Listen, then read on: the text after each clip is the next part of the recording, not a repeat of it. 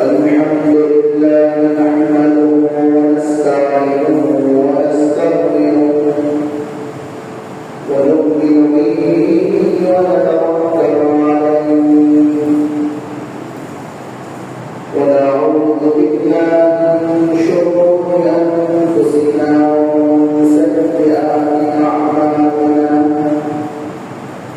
من يهديه الله فلا مضل له ومن يضلله فلا هادي له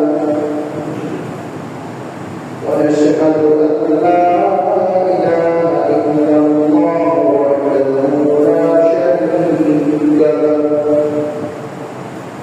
ونشهد أن سيدنا وحبيبنا ومولانا محمدا عبده ورسوله أرسله بالحق بشيرا ونذيرا وداعيا إلى الله بإذنه وسراجا منيرا أما بعد فأعوذ بالله من الشيطان الرجيم بسم الله الرحمن الرحيم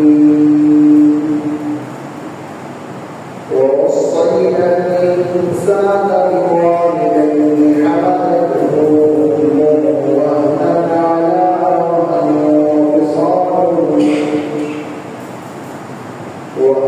على وهن وفصاله في عامين أن اشكر لي ولوالديك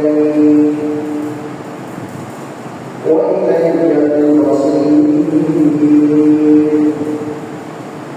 وإن جاهداك على أن تشرك بي ما ليس لك به علم فلا تطعهما وصاحبهما في الدنيا معروفا واتبع سبيل من أناب إلي ثم إلي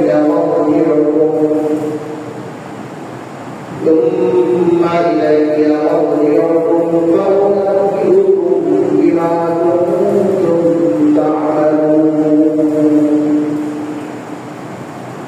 اللهم صل على محمد وعلى آل محمد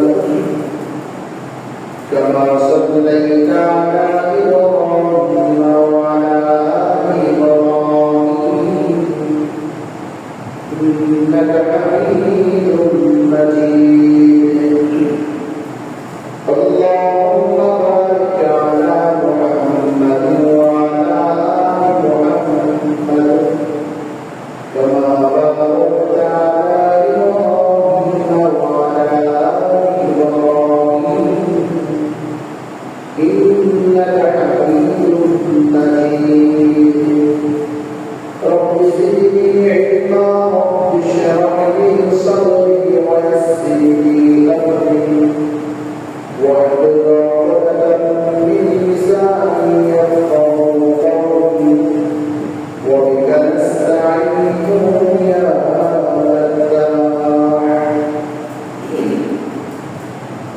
محترم المسلمين الكرام মহান আল্লাহ পাকের দরবারে অসংখ্য অগণিত শুকর যে মহান প্রতিপালক আমাদেরকে জুমার নামাজ আদায়ের জন্য প্রথম থেকে মসজিদে আসার তৌফিক দিয়েছেন শুকর আদায় করে আলহামদুলিল্লাহ মুহতারাম হাজিরিন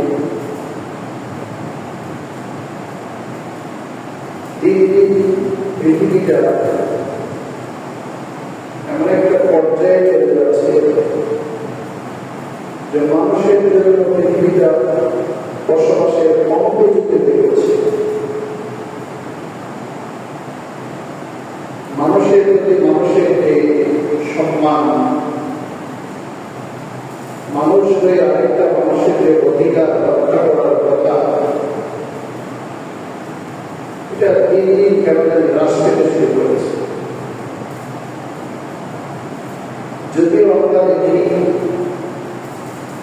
জ্ঞান বিজ্ঞানের ছড়াছড়ি, প্রযুক্তি বড় উন্নতি হচ্ছে, মানুষ মুহূর্তের মাঝে অল্প সময়ে অনেক কিছুই করতে পারছে। মনে হচ্ছে পৃথিবীর এক প্রান্ত থেকে অন্য প্রান্তে যাওয়া যোগাযোগ করা যতটা সহজ,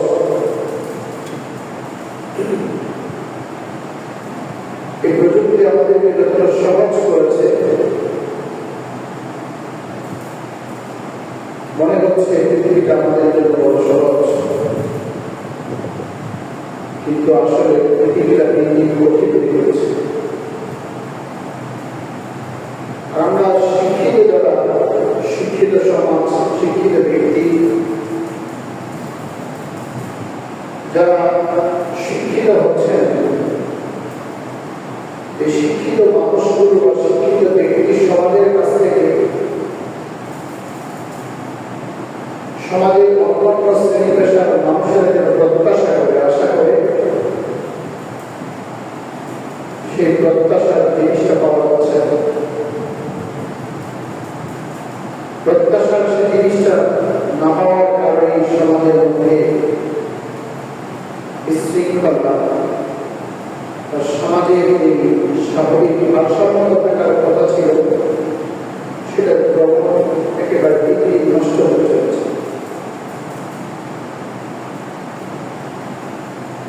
আজকে মানুষের অধিকারটা রক্ষা করবে দূরের কথা, আজকে আমাদের সমাজে দেখতে হয় সন্তান হয়ে তার পিতামাতার অধিকার রক্ষা করে, আর এটাও দেখতে হয় পিতামাতাও সন্তানের অধিকার রক্ষা করে। সমাজে প্রতিনিয়ত অপরাধ এমন ভাবে ছড়িয়ে পড়ছে, মহামারী যখন ছড়িয়ে পড়ে তার চেয়ে দ্রুত গতিতে সমাজে অপরাধ ছড়িয়ে পড়ছে। করোনা থেকে বাঁচার জন্য লকডাউন করা হয়েছে, করোনা থেকে বাঁচার জন্য ভ্যাকসিন দেওয়া হয়েছে, করোনা থেকে বাঁচার জন্য কত রকমের কত ধরনের পদক্ষেপ গ্রহণ করা হয়েছে, যাতে করোনা ভাইরাস এটা যেন মানুষকে আক্রমণ করতে না পারে, এর প্রাদুর্ভাব যেন ছড়িয়ে না পড়ে। গোটা বিশ্ব জুড়ে এর পদক্ষেপ নেওয়া হয়েছে।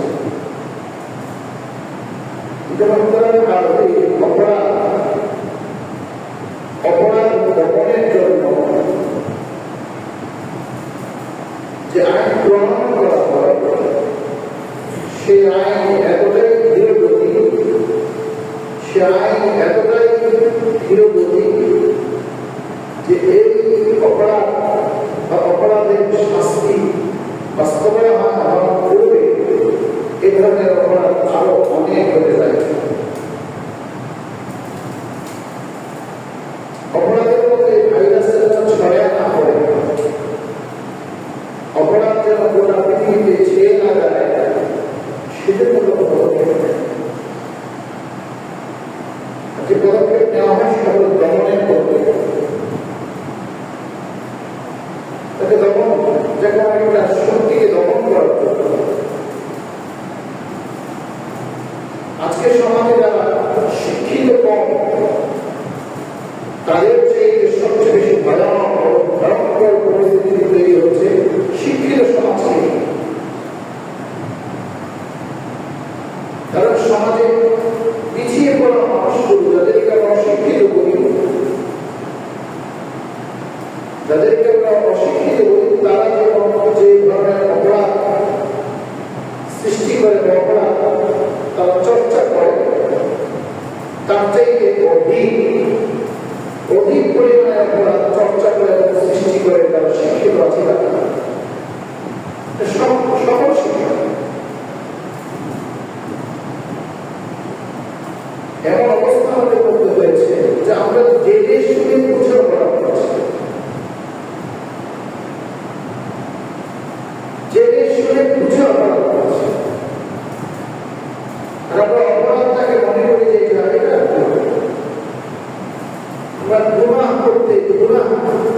পাপ, এটা বুঝতে হবে।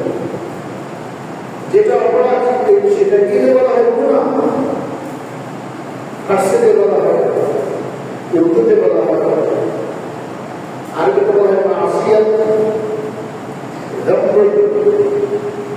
এগুলো আরবি শব্দ। অন্যায়, অপরাধ, এটা বাংলা শব্দ। এটাকে উর্দু ফার্সিতে বলা হয় গুনাহ, পাপ। আরবিতে বলা হয় মাসিয়াত এবং যামব, গুনাহ। এই অপরাধ শুধু আমরা মনে করে নামাজ না পড়লে, রোজা না রাখলে, যাকাত না দিলে, এটাই মনে করে এটা অন্যায়, এটাই আবার গুনাহ হতে পারে। এটা অবশ্যই অন্যায়, এটি অবশ্যই গুনাহ। মানুষের অধিকার নষ্ট করা একটা গুনাহ, পাপ। এটাকে বলা হয় হুকুকুল ইবাদ। অধিকার দুই ধরনের, হুকুকুল্লাহ আর হুকুকুল ইবাদ। হুকুকুল্লাহ হচ্ছে আল্লাহ তাআলার অধিকার। নামাজ পড়তে হবে, এটা আল্লাহ তাআলার অধিকার। আমার উপর নামাজকে ফরজ করা হয়েছে, আমাকে নামাজ পড়তে হবে। আমার উপর রোজা ফরজ করা হয়েছে, আমাকে রোজা রাখতে হবে। এটা আল্লাহ তাআলার সাথে সম্পর্ক। যে মানুষগুলোর উপর হজ ফরজ হয়েছে, তাকে হজ করতে হবে, এটা আল্লাহ তাআলার সাথে সম্পর্ক। যদি কোনো মানুষ রোজা না রাখে, হজ না করে, নামাজ না পড়ে, আল্লাহ তাকে শাস্তি দিবেন। এটা অন্যায়, এটা অপরাধ। যাকাত হচ্ছে একদিকে আল্লাহ পাকের অধিকার, অপরদিকে মানুষের অধিকার। যাকাত না দেওয়ার কারণে আল্লাহ শাস্তি দিবেন। আর গরিব দুঃখী অসহায় মানুষগুলো হাসরের মাঠে আমার বিরুদ্ধে আল্লাহর কাছে অভিযোগ করে বসবে যে আমার হক, আমার অধিকার তার কাছে ছিল, সে সেটাকে আদায় করেনি। যাকাত না দেওয়ার শাস্তি দেওয়া হবে, আর এই মানুষটার অধিকার আদায় না করার কারণেও শাস্তি দেওয়া হবে। আর হুকুকুল ইবাদ, এটা আল্লাহর হক। এটা অনেক দীর্ঘ, এর তালিকাটা অনেক দীর্ঘ।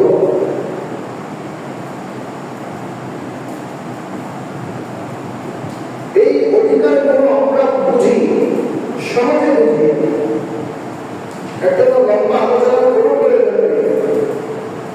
বিষয়টাকে আমরা দুঃখজনক করে, এটা বোঝা সত্ত্বেও এটাকে আমরা ধর্মীয় ভাবে বা এটাকে ইসলামিক চিন্তা ভাবনা দিয়ে এটাকে আমরা বোঝার বা উপলব্ধি করার চেষ্টা করি।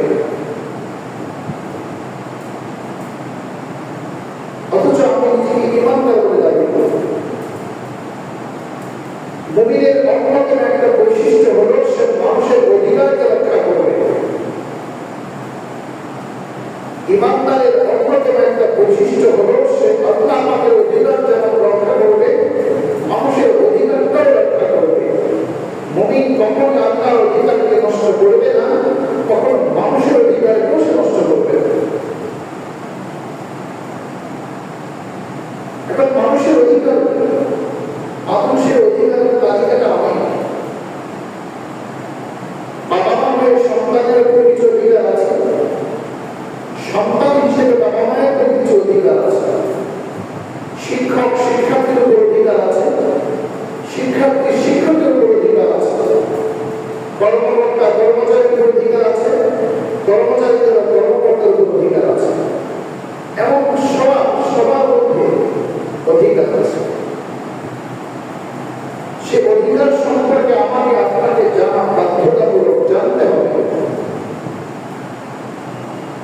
আমি একজন আলেম হিসেবে আমাকে জানতে হবে, একজন ইমাম খতিব হিসেবে আমার জন্য বাধ্যতামূলক যে মুসলিমদের উপর আমার কি অধিকার, আমার পেছনে যারা নামাজ পড়ে তাদের উপর আমার কি অধিকারটা আছে।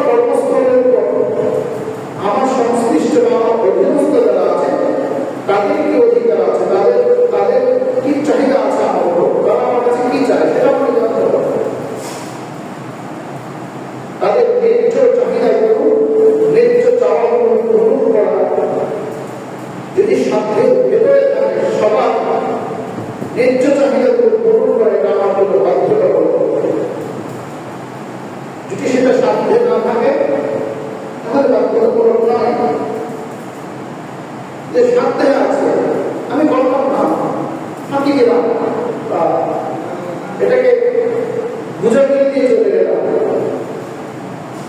এটা আমার জন্য অন্যায়, এটা আমার জন্য গুনাহ, এটা আমার জন্য পাপ, এটা করা যাবে না।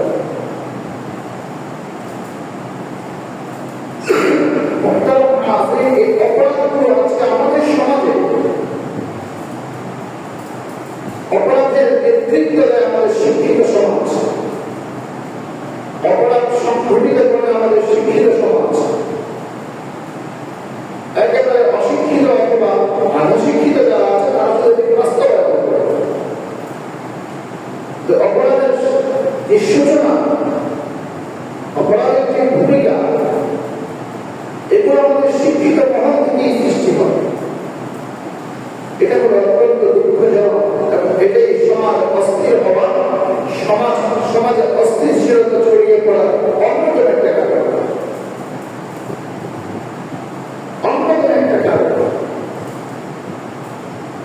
কোরআন কারীমে সূরাতুল রহমান থেকে আয়াত কারীমা তেলাওয়াত করেছি।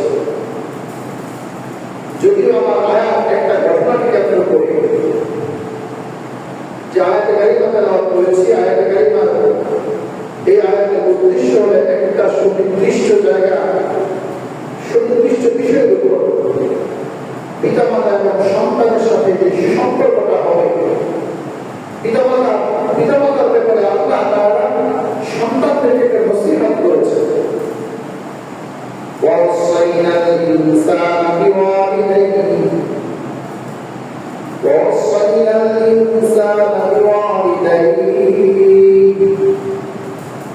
আল্লাহ বলেন যে মানুষকে আমি ওসিয়ত করছি, নসিহত করছি তার পিতামাতার ব্যাপারে, বিওয়ালিদাইহি তার পিতামাতার ব্যাপারে। আল্লাহ রব্বুল আলামিন মানুষকে নসিহত করছেন যে দেখো আমি নসিহত করছি মানুষ তোমার তার পিতামাতার ব্যাপারে। আল্লাহ রব্বুল আলামিন মায়ের কষ্টের কথা এখানে বলছেন।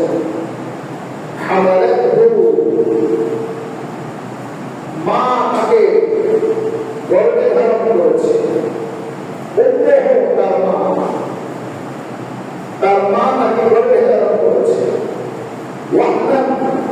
গর্ভের একটা কষ্ট, প্রসবের একটা কষ্ট, আমাইন 2 বছর 30 মাস অর্থাৎ 2.5 বছর মা সন্তানকে উৎপাদন করিয়েছে। আল্লাহ রব্বুল আলামিন তাদের পৃথিবীর মানুষ তাদের মা বাবার ব্যাপারে তাকে নসিহত করা হচ্ছে এবং তার মায়ের কষ্টের কথা বলা হচ্ছে। দেখো তোমার মা তোমাকে গর্ভে ধারণ করেছে, তোমার মা প্রসবের কষ্ট সহ্য করেছে, তোমার মা তোমাকে দুধ পান করিয়েছে, 3টা কষ্ট তোমার মা তোমার সহ্য করেছে। তোমাদের পৃথিবীতে আগমন, পৃথিবীর আলো বাতাস দেখার পেছনে তোমার মায়ের এই 3টা কষ্ট, এটা তুমি মাথায় এটা স্মরণে রেখো। আল্লাহ রব্বুল আলামিন বলেন আশকুরুনি, আল্লাহ তুমি আমার কৃতজ্ঞ হও, তোমার মা বাবার কৃতজ্ঞ হও। এই আয়াতে এতগুলো কথা আল্লাহ কেন বললেন?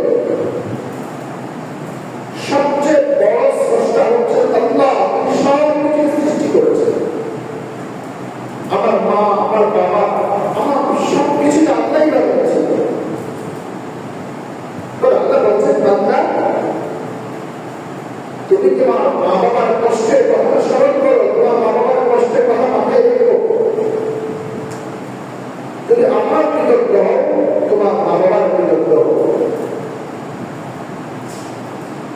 আমার কষ্টের কথা কোরআন কারীমের অন্য জায়গায় আল্লাহ রব্বুল আলামিন রাসূল কারীম সাল্লাল্লাহু আলাইহি ওয়াসাল্লামকে বলেছেন, হে নবী আপনি বলে দেখুন অকুল ওয়াকিরহামহুমা কামা রাব্বায়ানি সগীরা। এটা কি আপনি এই কথা বলেন যে রব্বি, হে আমার বাবা, ইরহামহুমা তুমি তাদের উপর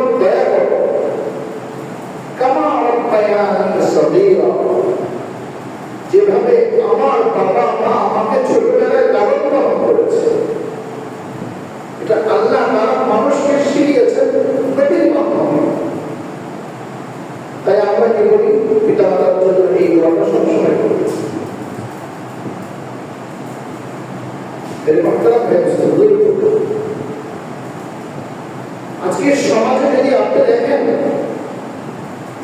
শিক্ষিত সন্তানের বাবা মারা সবচেয়ে বেশি অবহেলার মাঝে আছে। কত দরিদ্র বা অর্থ শিক্ষিত বা অশিক্ষিত এমন লোকের বাবা মা অবহেলায় আছে, সন্তান থেকে দূরে আছে, এমনটা কম পাবে। এটা আছে, তাই যে আমি সেটা বলছি না, কিন্তু এই সংখ্যাটা কম। শিক্ষিত সন্তান যারা প্রতিষ্ঠিত, শিক্ষিত বা অর্থনীতির মালিক অনেক কিছু আছে, তাদের বাবা মা সবচেয়ে বেশি সন্তানের কাছ থেকে অবহেলা শিকার। কেমন অবহেলা হচ্ছে? এই অবহেলার কারণে পিতামাতা তাদের বার্ধক্য, যখন তার বার্ধক্য ভূমিকা হয়, খুব অসহায়ত্ব বা একাকিত্ব জীবন যাপন করতে একা অসহায়ত্বের মাঝে তারা। অথচ গোলামীর মধ্যে আল্লাহ তাআলা বলছেন, আমি দুনিয়ার মানুষকে এই মুসিবতটা করছি। শোনো, তোমার মায়ের কষ্টের কথা একটু স্মরণ করো। وَإِنْ جَاهَدَاكَ عَلَىٰ أَن تُشْرِكَ بِي مَا لَيْسَ لَكَ بِهِ عِلْمٌ, আল্লাহ পাক রব্বুল আলামিন বলেন, যদি তোমার বাবা মা তোমাকে বাধ্য করে, না জেনে, জানে না, বুঝে না, অথবা জানা সত্ত্বেও তোমার বাবা মা তোমাকে যদি আমার সাথে শিরক করতে বাধ্য করে, তাহলে তোমার বাবা এই কথা তুমি শুনবা না। তোমার মা তোমাকে শিরক করতে বলছে, এটা করবে না। তোমার বাবা তোমাকে শিরক করতে বলছে, এটা করবে না। বাবা মা এই অনুসরণ করা যাবে। আল্লাহ বলেন, ওয়াসাহিবুহুমা ফিদ দুনিয়া মা'রুফা, ওয়াসাহিবুহুমা ফিদ দুনিয়া মা'রুফা। দেখো, তাই বলে বাবা মার সাথে খুব খারাপ ব্যবহার করা যাবে না। ওয়াসাহিবুহুমা ফিদ দুনিয়া মা'রুফা, বাবা মায়ের সাথে খারাপ ব্যবহারটা করা যাবে না। পৃথিবীতে তুমি যতদিন বেঁচে থাকবে, তোমার বাবা মায়ের সাথে ভালো ব্যবহার করতে হবে। তোমার বাবা মাকে খারাপ জিনিসের কথা বলছে, খারাপ কাজ করতে বলছে, অন্যায় কাজ করতে বলছে, আল্লাহ পাকের সাথে শিরক করতে বলছে, না, এটা করা যাবে না, এই কথাটা মানবা না। কিন্তু মা কেন এটা বললো, বাবা কেন এটা বললো, তাই বাবা মার সাথে খারাপ ব্যবহার করবে না, সেটাও করা যাবে না। তাদের সাথে ভালো আচরণ করো, তাদের সাথে ভালো ব্যবহার করো, কারণ সে তোমার মা, সে তোমার বাবা। এই বাবা মাই তোমাকে পৃথিবীতে লালন পালন করেছে। আল্লাহ পাক রব্বুল আলামিন এই পৃথিবীতে আসার জন্য মা বাবার মাধ্যমে আমাকে পৃথিবীতে আসার সুযোগ করে দিয়েছে। আমি আসলাম, মায়ের এই কষ্টের কথাটা আল্লাহ তাআলা কালামে বর্ণনা করে গোটা মানব জাতিকে জানিয়েছে, দেখো তোমার মায়ের কষ্টটা কেমন। মায়ের কতটা কষ্ট করেছে, কিন্তু আজকে এই বাবা, এই মা সন্তানকে এত কষ্ট করে লালন পালন করে, কিন্তু দিন শেষে, সব শেষে এই সন্তানই মা বাবার কষ্টের কারণ, ব্যথার কারণ হয়, অশান্তির কারণ হয়। আমি একটু আগে বললাম না, শিক্ষিত সমাজের কাছ থেকে বাবা মা, শিক্ষিত সন্তানের বাবা মা সবচেয়ে বেশি আঘাত করে।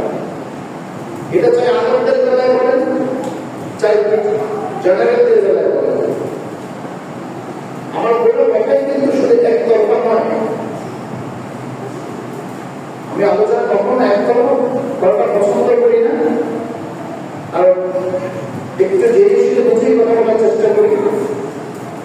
আমি আমার যতটুকু অনুসন্ধান আছে, আমার অনুসন্ধানের মধ্যে দেখেছি এটা সব আলেম তার বেলায় একই অবস্থা, জেনারেল শিক্ষিত, সাধারণ শিক্ষিত, সে মানুষের একই অবস্থা।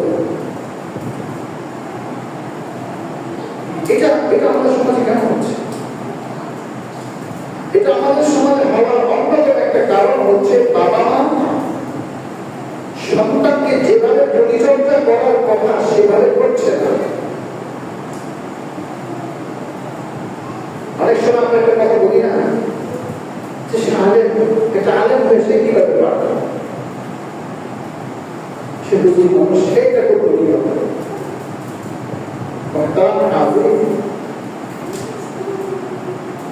সে করলো কিভাবে? কারণ শয়তান তো তার পেছনে আছে, শয়তান তো লেগে আছে। এই যে তার দ্বারা অন্যায়টা সংঘটিত হলো, শয়তান তো তার পেছনে আছে। শয়তান তো বলছে অবশ্যই অবশ্যই আমি বসে থাকবো সিরাতাল মুস্তাকিম, প্রত্যেকটা সঠিক পথে, প্রতিটা সরল সঠিক পথে গলিতে গলিতে মোড়ে মোড়ে আমি বসে থাকবো।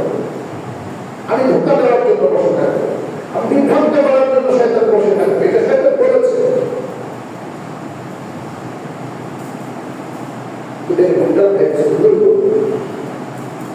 মা বাবার ওয়াজ আপনারা বহুত শুনেছেন। মা বাবার ওয়াজ, কিসসা, কাহিনী বহুত আমরা জানি। মা বাবার গুরুত্ব আজকে আমাদের সমাজে এটা কমে যাচ্ছে। এর কমার অন্যতম একটা কারণ হচ্ছে আমরা সন্তানকে দুনিয়া দেখাই। দুনিয়া যে পরিমাণ আপনার সন্তান দুনিয়া সম্পর্কে অবগত, সে পরিমাণ আপনার সন্তান আখিরাত সম্পর্কে অবগত না।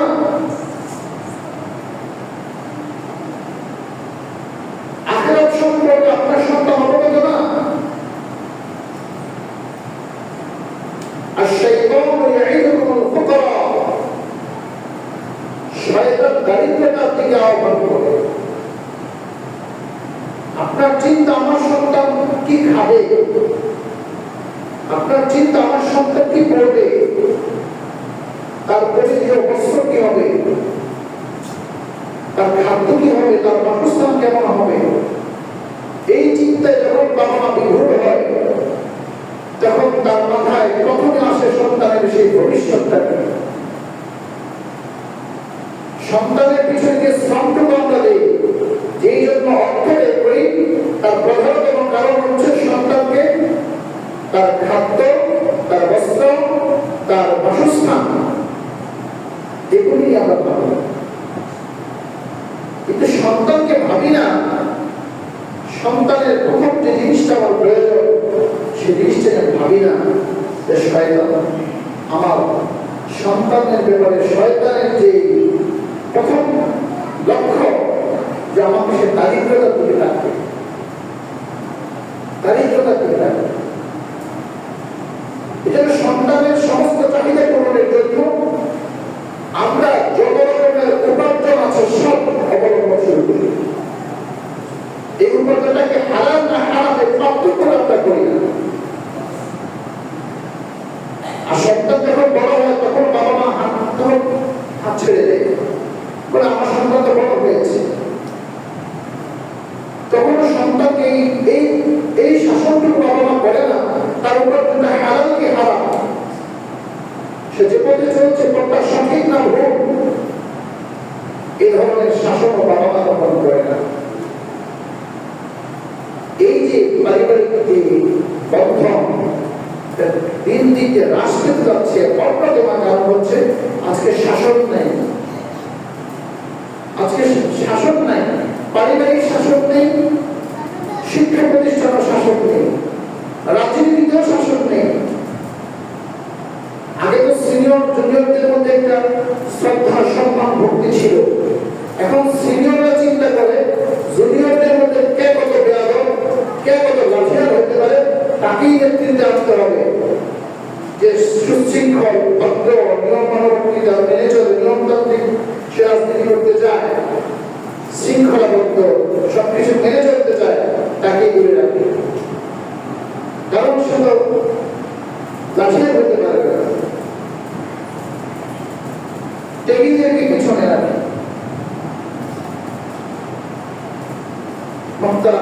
আজকে আমাদের সবকিছু মনে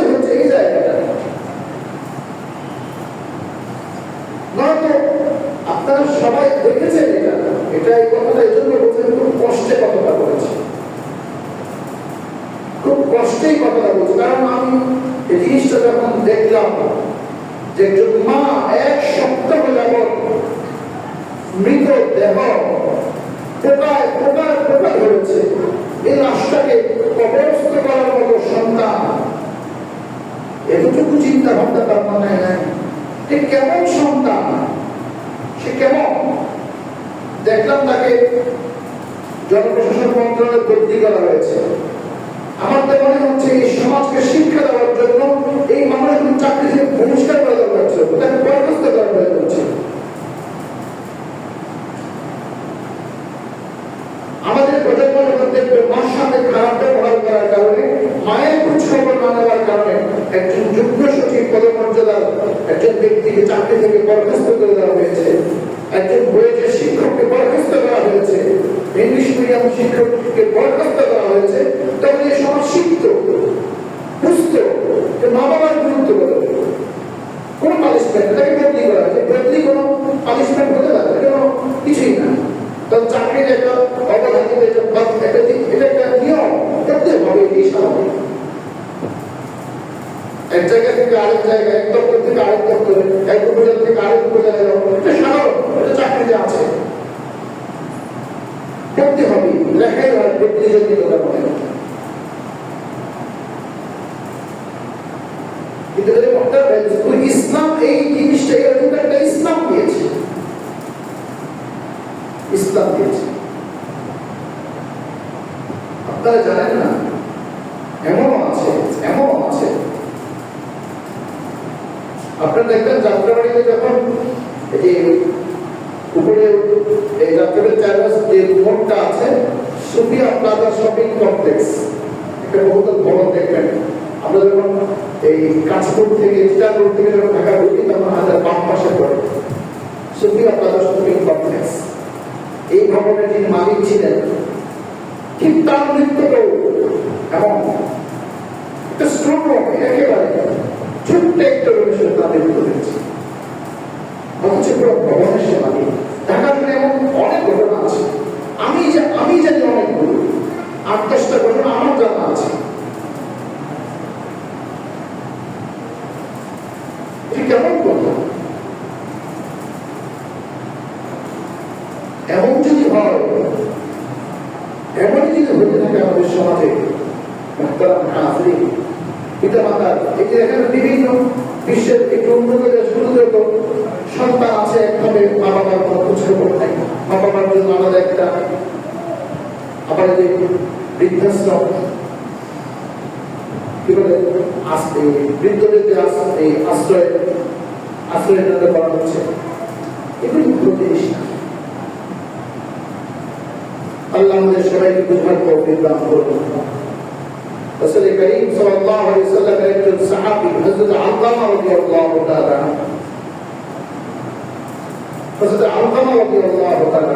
অসুস্থ, খুব অসুস্থ। হযরত আবু হুরায়রা রাদিয়াল্লাহু তাআলা আনহু এবং আবু বকর সিদ্দিক রাদিয়াল্লাহু আনহু দুজন গেলেন। রাসূল বললেন, তোমরা দুজন যাও, দেখো আলকামা কেন মসজিদে আসে না, অসুস্থ। বাড়ি গেলেন, দেখলেন আলকামা খুব অসুস্থ, মৃত্যুশয্যায়, জিহ্বাটা বেড়ে হয়ে আসছে, কিন্তু দুঃখজনক বিষয়গুলো কালিমা করতে পারছে। আমরা বুঝতে পারি তো কখন মানুষটা মারা যাচ্ছে, মনে হয় যে আর বাঁচতে আমার 7 মাস ছেড়ে দেয়, চোখ ঘুরিয়ে দেয়, এমন একটা মুহূর্ত যখন চলে আসলো, কালিমা করতে পারছে। আবু বকর সিদ্দিক রাদিয়াল্লাহু তাআলা আনহু আবু হুরায়রাকে বললেন, আবু হুরায়রা যাও,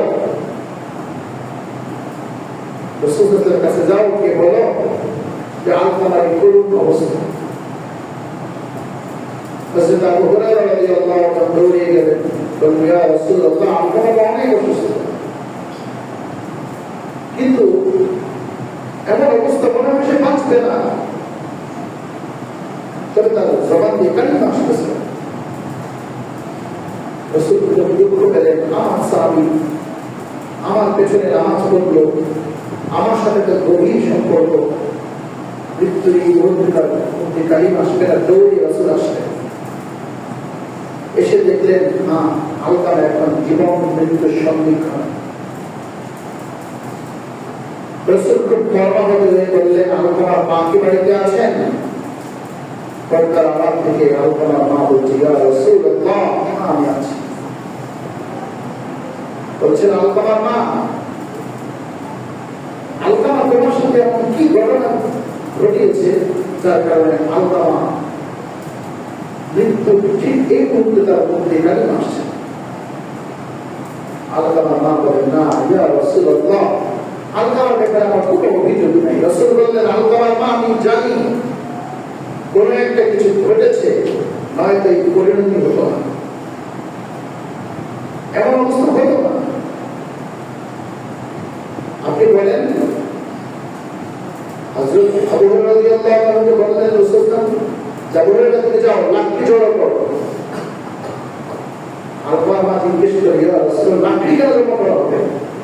রাসূল বলছেন যে আপনি যদি আলকামাকে ক্ষমা করতে না পারেন, তাহলে মৃত্যুর পরে সে জাহান্নামে চলে যাবে, জাহান্নামে চলবে। এর চেয়ে ভালো আপনি নিজেই দেখুন আপনার সন্তান আলকামা আগুনে কিভাবে পড়বে। চিৎকার করে বলছি, ইয়া রাসূলুল্লাহ, বিবাহের পর আলকামা একটু পরিবর্তন হয়ে গেছে, এই কষ্টটাই আমার মধ্যে আছে। বলছি, ইয়া রাসূলুল্লাহ, আপনাকে মাফ করে দিন। আলকামার মা যখন মাফ করার ঘোষণা দিয়েছে, ঠিক সেই মুহূর্তে আলকামা রাদিয়াল্লাহু তাআলা কালিমা পড়লেন, আর এরপরই মারা গেলেন। এরপরই মারা ইন্তেকাল করলেন। মুহতারাম নাযির, মা অত্যন্ত গুরুত্বপূর্ণ একটা জিনিস। মা একটা গুরুত্বপূর্ণ জিনিস। এ কথাগুলো আমাদের এখন আলোচনা হয় না। এ কথাগুলো আলোচনা হয় না বলেই আজকে পারিবারিক এবং সামাজিক বিশৃঙ্খলা বেড়ে চলেছে। এগুলো আলোচনা নাই। আর আলোচনা শুনতে গিয়ে এই তরুণ সমাজ, যুবকেরা শুনতেও চায় না। বলবে ওদের চিন্তা ভাবনা এই যে এত এলোমেলো হয়ে গেছে, আমাদের প্রবীণদের অবস্থাও খারাপ। আমি বলছি, আমি কখন একতরফা কথা বলি না, প্রত্যেকটা জিনিসকে বুঝে শুনে বলার চেষ্টা করি। ভুল হলে যেন আল্লাহ তাআলা ক্ষমা করে দেন, আর সঠিকটা যেন সবাইকে উপলব্ধি করার তৌফিক দান করেন। আজকে আমাদের এই সবকিছু ভেঙে পড়ার কারণ, অন্যতম কারণ হচ্ছে আমরা ইসলামটাকে শুধু মুখে বলি, ইসলামটাকে শুধু মুখে বলি, মানতে রাজি না, এটা চর্চা করতে রাজি না, অনুশীলন করতে রাজি না। ইসলাম শান্তির ধর্ম, এটা ভুল কথা। ইসলাম হচ্ছে আত্মসমর্পণের ধর্ম। আপনি ইসলামের বিধানের কাছে নিজেকে আত্মসমর্পণ করে দিবেন, বাস শান্তি চলে আসবে, তাহলে শান্তি আসবে। এজন্য যাদের বাবা আছে, মা আছে, এটা অমূল্য রত্ন। কোন দরবারে যেতে হয় না, কোন মাজারে যেতে হয় না। আপনি মাকে বলেন, মা দোয়া করো। মন খারাপ হলে মায়ের পাশে বসে মার সাথে গল্প করেন, মার সাথে কথা বলেন। মা বাবা দুনিয়াতে নাই, তাহলে মা বাবার কবরের কাছে যান, সেখানে গিয়ে আল্লাহর কাছে বলেন, أخفض لهما جناح الذل من رحمة ربي। কি আজীব এক আয়াত আল্লাহ তাআলা বলেন, যে নবীকে দিয়ে শিখাচ্ছেন যে তোমার মা বাবার জন্য তুমি কিভাবে দোয়া করতে হবে। মায়ের কষ্টের কথা বলা হচ্ছে। কিন্তু আজকে এই যে আমাদের সন্তানরা শিক্ষিত হচ্ছে, এই শিক্ষার কি মূল্য আছে আমাকে বুঝান।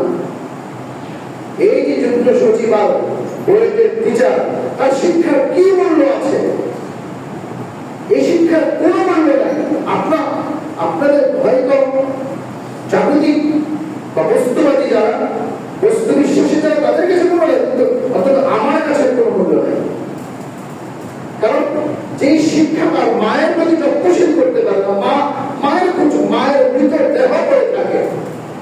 এখন বলবেন শিক্ষার কোনো দোষ নাই,